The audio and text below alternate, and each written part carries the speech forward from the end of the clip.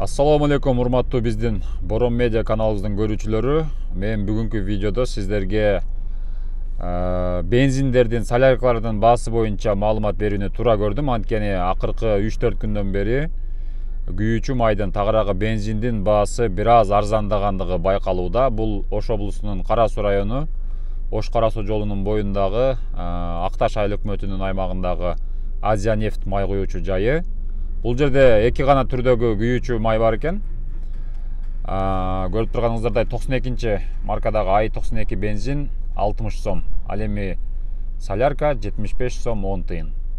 Ошол эле Ош Кара Суу жолунун Акташ жана Сарай айыл өкмөттөрүнүн чек арасындагы Ош Кара Суу жолунун боюндагы Red Petroleum май куюучу жайында 95 маркадагы бензин 64 сом 80 тыйын, 92 маркадагы бензин 58 сом.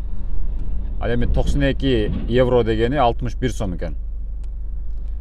Дизельный топливо 75 сом 10 тыйын, газ 29 сом 50 тыйын. Бул жерде мындан мурунку май куюучу жайга салыштырмалуу 92 маркадагы бензин 2 сомго арзан экен, тагыраагы 58 сом экен.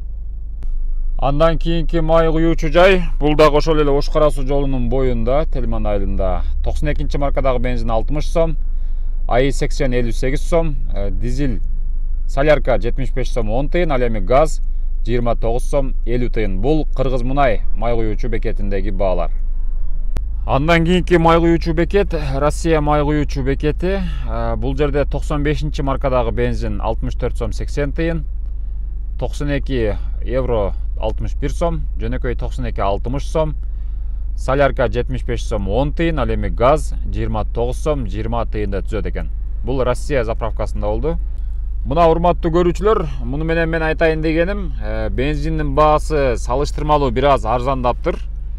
Ал эми ушул көрүп жаткан биздин көрүүчүлөр кайсыл шаарда, кайсыл райондо, кайсыл областта, же болбосо дүйнөнүн кайсыл мамлекетинде жашайт, кайсыл шаарында, Россия, Америка, Европабы, бензиндин баасы канча сом? Ошол нерсени комментарийге жаза кетиңиздер, сөзсүз түрдө күтөбүз, салыштырып көрөбүз дегенде. Көрүшкөнчө аман туруңуздар.